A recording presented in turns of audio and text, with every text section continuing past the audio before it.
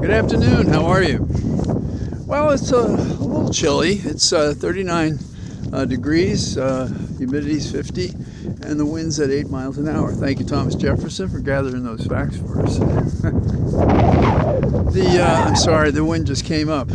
We don't normally feel it, but we'll soon be between trees and a place in the road that is lower than the surrounding area, so that the wind gets broken there. More information than you want to know, but that's what you can expect. We continue the march toward autocracy by Trump and his corrupt minions. When I was a prosecutor, the day I was sworn in, the person, I want to say it was Silvio J. Malo, he almost wrapped himself in the flag when he was telling me what my obligation was as an assistant U.S. attorney. And what he said was, when you stand in a courtroom, you stand for all the people. It's not about you. It's not about what you want. It is to do what is just and right, and to consider all the facts, not just what someone is alleged to have done, but any defenses or things that we should be concerned about that would make a difference. And it was a longer session than I've just described, but that was the statement he made to me.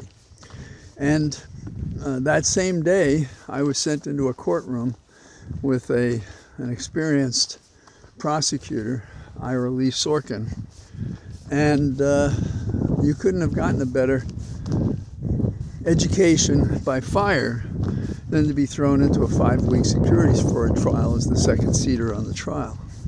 In fact, the judge was inclined not to admit me to the bar, that is, to pass the bar and to sit there and to stand with Sorkin on behalf of the United States.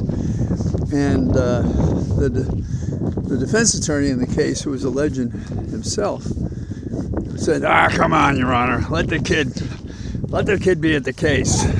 And the judge did. Ace Tyler was the judge. I don't know why they called him Ace, but he had a short fuse. I tell you that story because from that point on, it affected how I did my job. And I was interested in corruption cases and hoped I'd be assigned to the criminal division, and I was. We had 30 prosecutors at least that were involved in investigating and prosecuting and settling if they could, and trying the cases and getting sentences for whatever it is, 1,600 people. And we had a number that I don't think are involved right now in what happened yesterday, which is that 30 prosecutors were fired. They had been interim DC U.S. attorney prosecutors, but they became permanent prosecutors in January, and they were fired. Now consider what they did. They took an oath like I did, and from the news reports alone, you can see that discretion was exercised. And my ongoing criticism was that they didn't do enough, which is to the higher-ups. But as for the rioters, the people on the street, they certainly seemed to have a quite thorough job, and investigative work was excellent, outstanding, as far as we can tell. There were, with that number, I think very few complaints about the rendering of due process, fundamental fairness, to the defendants. So, what's a person going to do when the U.S. attorney fulfills the vengeful reign of he who would be a dictator, Trump?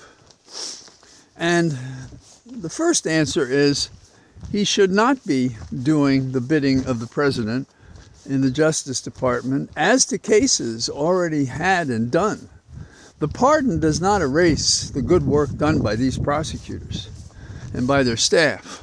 And did I mention that they're looking to identify the FBI agents who worked on the case and fire them as well? Now, we talk about and wring our hands about the misconduct of this administration, turning it into a spoil system, putting his corrupt and incompetent people in the cabinet and having them do his bidding and denying them the independence that has attempted to be the hallmark of the Department of Justice, not always met, but always standing there. And so, if I were one of those prosecutors, I would not let it rest. But I wouldn't waste my time petitioning within the Justice Department, now that we know it's just a retribution machine for Trump. What I would do is I would join with all the other prosecutors and all the FBI agents and sue for unlawful discharge, sue for retaliation, sue the prosecutor who issued the order for a conflict, meaning that we don't have the basis for this firing that is independent and qualified as justifiable. And so that would suggest a FOIA request for all communications between the U.S. Attorney in D.C., who reportedly fired the 30 prosecutors, all communications with the transition team, with Trump. What was the consideration, the quid pro quo for him being the acting U.S. Attorney? And as part of the deal, he'll continue as such, having done the bidding of that fat potentate in the West Wing. So, in other words, for every wrong by Trump, there should be a remedy. How does it go? Ubi injuria, ibi remedia. Where there's an injury, there's a remedy. And that should be the slogan. I'm fine with English. That should be the slogan of everybody for everything that Trump does every day, every minute of the day, going forward. Let him be that vehicle that drove into the woods, and the further he drove, the more he got stuck in the mud and the trees and the leaves and the weather and the remnants and the cold and the wetness. Let that be the approach to this hair felon Trump. So that, I think, is the guide for how we do this. That is to say, how we defend the democracy in each case. And, the FOIA request, it seems to me, is something, since the cases are over, and now we have a case directly against the prosecutors without any specific wrong being cited, except the fact that they worked on the prosecution of those who helped Trump, tried to help Trump overthrow the government. So, and the prosecutor is conflicted, as his appointment was likely subject to his doing what he has done, firing these prosecutors. So that's important to know. So Trump is moving quickly. We must move as quickly. Another example for people being punished for doing their jobs right is at Treasury. There's a fella, Lebernick, and I apologize to anyone who knows the correct pronunciation of his name. And he's at Treasury, and he resigned after he refused access to Trump's surrogates, the wealthy, if you will. He wanted to they wanted access to the system of the dispersing trillions. What is that about? Maybe we should ask for that, huh? And then we have the Trump administration wants United States immigration to have access to hundreds of thousands of the immigrant teens and children who came here without their parents. And Homan, who is the immigration czar, Homan, not human, says he won't use that information to enforce the immigration laws. Really? How many, it's like Game of Thrones. You can't believe anything anybody says until the next scene comes up, right? And then let's go to the spectacularly tragic collision. The early information suggests that maybe the helicopter missed signals, and there were two planes, and they mistook one for the one they commented on. The word is, and we'll see if it holds up, that we had two controllers that evening when we really needed four. So, what's going to happen here? Well, at the very least, the families of the survivors should be suing. Absolutely.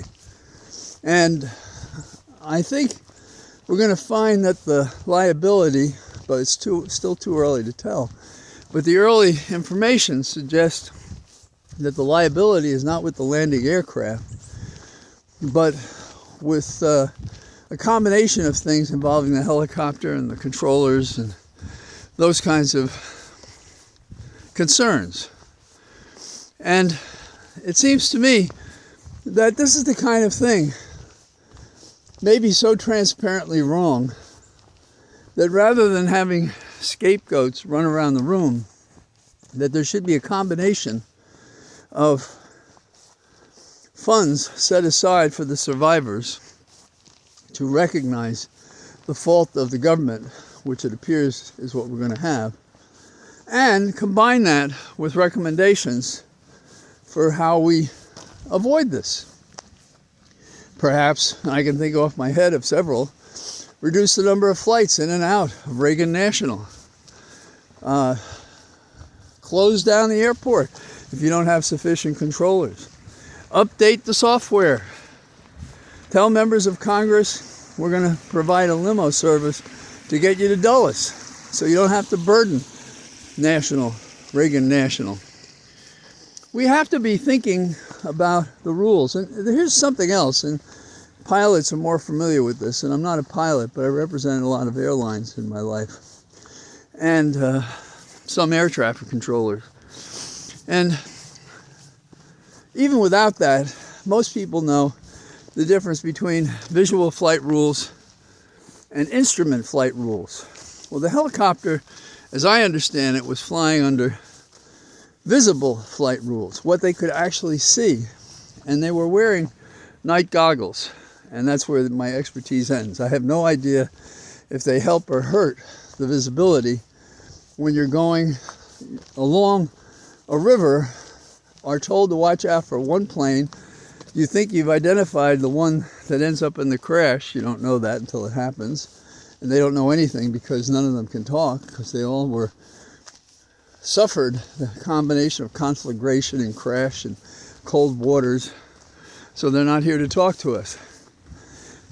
And the recorders that normally work won't in this case, because if I understand correctly, the actual collision happened at 400 feet above the water, and so there's no information to be gained from that. The instrument flight rules, I guess, would have made a difference in the helicopter. And I suppose that means there's also two systems, which is the armed services system and the commercial aviation system. So it can get pretty complicated, but that doesn't change the approach. Tribute to the families who suffered perhaps an unnecessary loss, meaning it wasn't an accident. Well, it was an accident waiting to happen, and the failure to maintain caused it. And so there should be recognition for the families, but there also has to be remedies so this doesn't happen again. Now, Trump's not interested in any of that.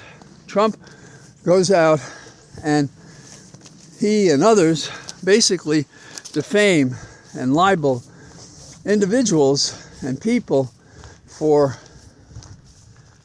whether or not they were of an affection, a dissonant affectional preference, if you want, something like that.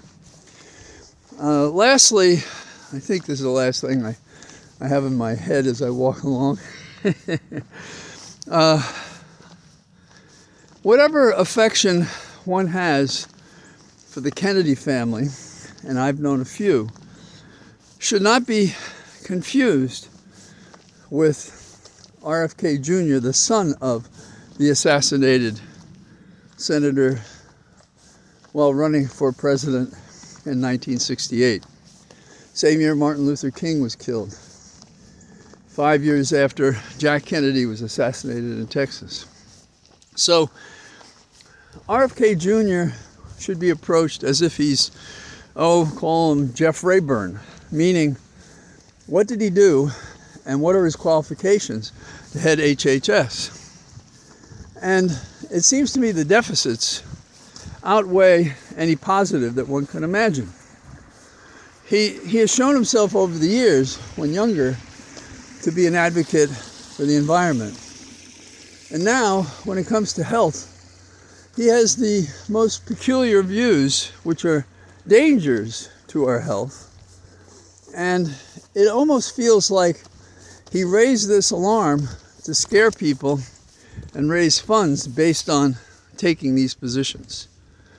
But the only thing we have to look at in the hearings is whether he told us the truth, and there are contradictions on tape and in print that showed that he did not. And the second one, is he competent to know enough to oversee what he would be advised in HHS was a plan of action? And I think that he's not in that position. The question to any citizen is simple. Don't approve him. Suggest to the president he withdraw the nomination. And vote against him if it gets to the floor. Vote against him in committee and vote against him on the floor and of the Senate. And so we have to think more about the offenses that are piling up against individual rights and liberty, the freedom of America, a place where brave is rare and where we need to have more courage to resist and fight the storm of mediocrity, of spoils, and of dictatorship against those perhaps least able to defend themselves. So it doesn't surprise us that Trump is a bully. What should surprise us in the land of the free and the home of the brave, that we put up with this shit. So that's what I got to say today. And I say goodbye to you from my cathedral of trees, and I hope to be out again tomorrow. Bye-bye.